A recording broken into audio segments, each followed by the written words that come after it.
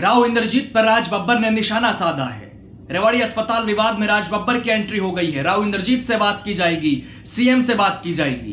कोई अपने लिए घर जमीन नहीं मांग रहे, अस्पताल मांग रहे हैं। रामगढ़ भगवानपुर गांव में धरने पर बैठे लोगों का समर्थन कर दिया है राज बब्बर ने, लेकिन धरना स्थल से दूरी क्यों बना रखी है? ऐसी क्या मजबूरी है?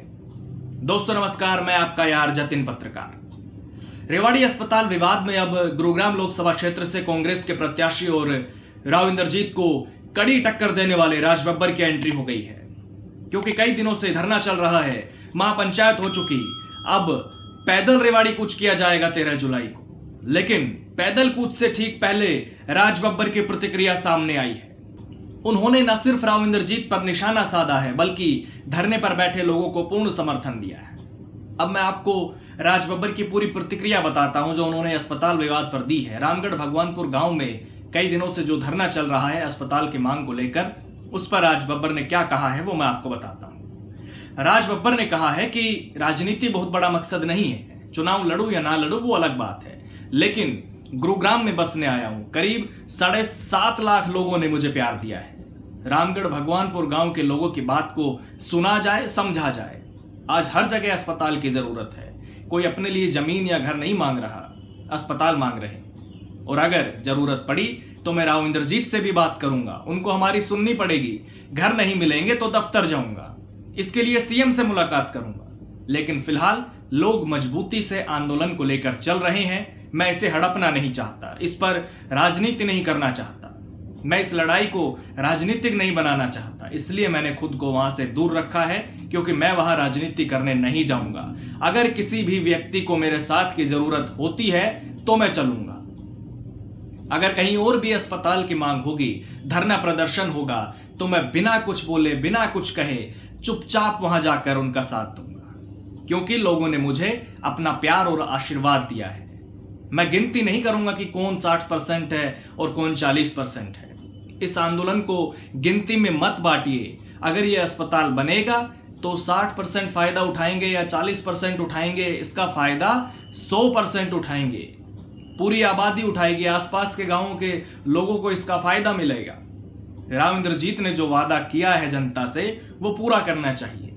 अगर वादे को पूरा नहीं कर पा रहे और उनकी क्या मजबूरी है वो स्वयं बताएं। जनता से किसी बात के लिए कुछ कहा है तो उसका निदान होना चाहिए, और इसमें कहीं ना कहीं कोई समस्या आ रही होगी। नहीं तो वो इतने वरिष्ठ नेता है, क्या एक अस्पताल नहीं बनवा सकते? ऐसा कैसे हो सकता है? तो ये वो प्रतिक्रिया थी जो राज बब्बर ने एक इंटरव्यू के दौरान दी, जिससे धरने पर बैठे लोगों को जाहिर तौर पर मजबूती तो मिलेगी, क्योंकि उन्होंने स्पष्ट समर्थन दिया है। हालांकि मैं आपको बता दूं कि हाल ही में राव इंद्रजीत ने कहा था कि रामगढ़ भगवानपुर गांव, जिससे मैं अपना मानता था, जहां से अच्छा खासा समर्थन मिलता रहा, उस गांव से राज बब्बर को 40% वोट चले गए। और जो गांव के लोगों ने पिछले कुछ दिनों में किया है, उसको देखते तो अब यह सोचना पड़ेगा कि रामगढ़ भगवानपुर गांव की सिफारिश भी की जाए या ना की जाए। जो राज बब्बर गांव में नहीं आए, टीवी पर किसी ने देखा हो तो कह नहीं सकता, उनको 40% वोट मिल गए। पता नहीं इस गांव में अस्पताल बने या ना बने, ये बात की बात है। रामगढ़ भगवानपुर के अंदर बने ना बने वो तो भविष्य बताएगा।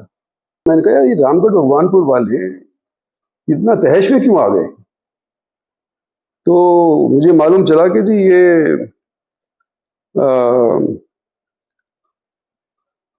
इनके अनिल सरपंच हैं, सरपंच पति हैं, जिससे मैंने टेलीफोन के ऊपर बात करी थी, जो उन्होंने रिकॉर्ड कर ली है, जिसकी चर्चाएं इस वक्त काफी खासी चल रही हैं। खैर जी, पर मैंने पता करना उचित समझा कि भाई क्या चक्कर है ये रामगढ़ भगवानपुर, जो मैं अपना गांव समझता हूं, वहां के लोग इस तरह से व्यवहार क्यों कर रहे हैं? जब मैंने सरपंच से बात कर ली तो बाद भी पता चला कि ये जो सरपंच अनिल है या सरपंच पति अनिल है भगवानपुर का, इसने मेरी वोट ही नहीं दी।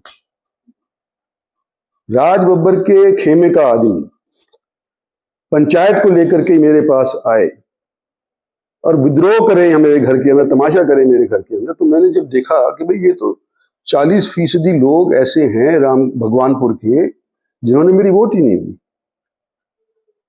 जिस गांव के अंदर शायद ही राज बब्बर कभी गया हो, सिर्फ टीवी पे देखा हो तो बात दूसरी है, उस अनजान आदमी को 40% वोट चली जाए तो मुझे तो शौक लगा ना, ये हो क्या रहा है। तो राव इंद्रजीत की इसी प्रतिक्रिया पर राज बब्बर ने कहा है कि इस आंदोलन को गिनती में मत बांटिए। अगर ये अस्पताल बनेगा तो 60% फायदा उठाएंगे या 40%, इसका फायदा तो सबको होगा, आसपास के गांवों को भी होगा। दरअसल 2024 लोकसभा चुनाव में गुरुग्राम सीट पर राज बब्बर ने राव इंद्रजीत को बेहद कड़ी टक्कर दी थी। राव इंद्रजीत भले ही जीत गए, लेकिन विनिंग मार्जिन ने उनकी टेंशन बढ़ा दी। शायद अभी तक के चुनाव में राव इंद्रजीत की जीत का सबसे कम विनिंग मार्जिन 2024 में ही रहा। इतना ही नहीं, राव इंद्रजीत के आरोपों को गांव के सरपंच प्रतिनिधि अनिल कुमार ने भी झूठा बताया और उन्होंने खुद को बीजेपी समर्थक बताया। उन्होंने कहा कि अगर राव इंद्रजीत के पास कोई सबूत है कि उन्होंने राज बब्बर का साथ दिया तो वो सामने लाए। उन्होंने दावा किया कि वे खुद वीडियो क्लिप और तथ्यों के साथ साबित कर सकते हैं कि वो बीजेपी के समर्थक है। उन्होंने कहा कि विधानसभा चुनाव में किए गए काम और लोकसभा चुनाव में भगवानपुर में बनाए गए एजेंटों का भी प्रमाण वो दे सकते हैं, जिससे साफ हो जाएगा कि उन्होंने राव इंद्रजीत का साथ दिया था।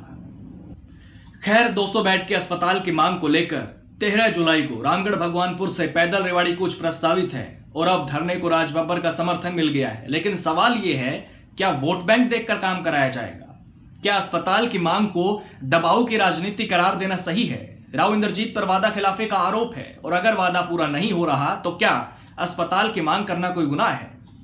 अब आप ही तय कीजिए, क्या अस्पताल की मांग को वोट परसेंट से जोड़ना सही है? नमस्कार।